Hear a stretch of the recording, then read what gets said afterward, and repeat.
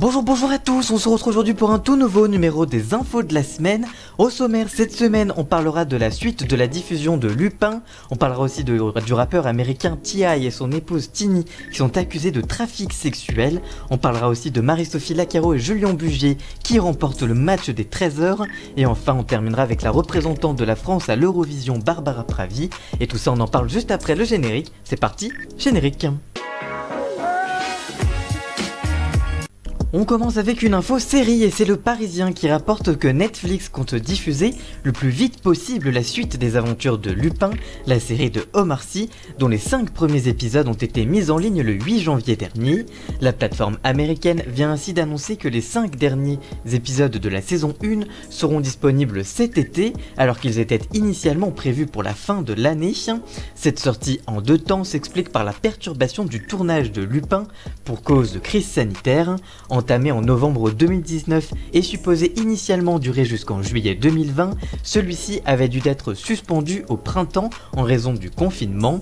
Le retard accumulé a repoussé la livraison des 5 derniers épisodes, produits par Gaumont et actuellement en cours de montage.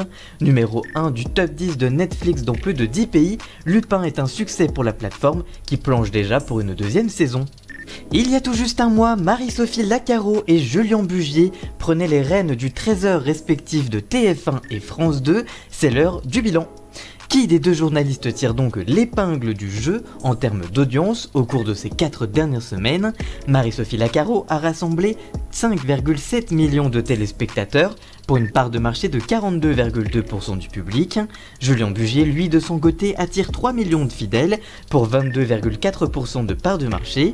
L'audience du 13h de TF1 se maintient à un niveau très élevé, avec un grand écart avec la concurrence. Cependant, une légère baisse est enregistrée depuis les derniers jours comptabilisés pour ce premier mois.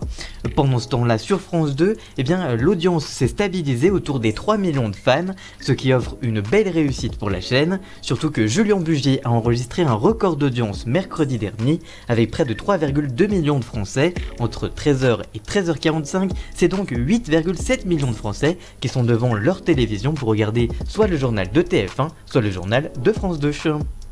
Plus triste maintenant, on part aux États-Unis où le rappeur américain T.I. et son épouse Tamaka Cote dite Tini sont accusés de trafic sexuel. Ils utiliseraient l'argent et la drogue pour obtenir des faveurs sexuelles de certaines femmes.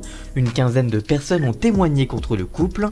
Tous les témoignages ont été diffusés en story Instagram par Sabrina Peterson, une entrepreneuse américaine.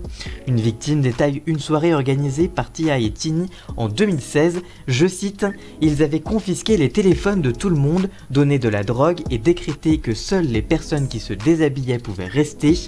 J'ai vu T.I. passer de chambre en chambre pour voir toutes les filles. L'une d'entre elles pleurait parce qu'elle voulait partir, mais il refusait de lui donner son téléphone pour qu'elle puisse appeler un Uber. À un moment, T.I. a demandé à la sécurité, je cite, de dégager cette pute hors du lit parce qu'elle était trop défoncée pour pouvoir marcher. Ils l'ont laissé dans la baignoire. T.I. est un monstre, il utilise son influence et son argent pour manipuler les gens et Tini est son arme secrète.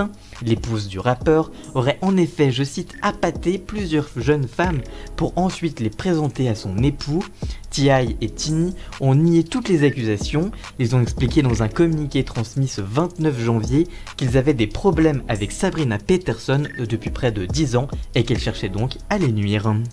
Retour en France avec un sujet beaucoup plus léger avec l'élection, entre grosses guillemets, de Barbara Pravi, âgée de 27 ans, comme représentante de la France à l'Eurovision. Elle a notamment coécrit les 2 derniers titres défendus par la France à l'Eurovision Junior. Barbara Pravi, au style rétro très marqué par la chanson à texte façon Edith Piaf, représentera donc la France à l'Eurovision en mai. La jeune femme de 27 ans et sa chanson Voilà ont été préférées à 11 autres artistes au terme de l'émission Eurovision France, c'est vous qui décidez, diffusée ce samedi sur France 2 devant près de 2,4 millions de téléspectateurs. Barbara Pravi est arrivée en tête à la fois des votes du public par SMS et des 10 membres du jury, présidé par le chanteur Amir, parmi lesquels on retrouvait aussi le couturier Jean-Paul Gaultier ou encore Marie-Myriam, dernière gagnante en France de l'Eurovision. Merci d'avoir suivi cette vidéo, si elle vous a plu n'hésitez pas à la liker, la commenter, la partager et même à vous abonner. Et nous on se retrouve très vite pour une toute nouvelle vidéo. A très bientôt, ciao.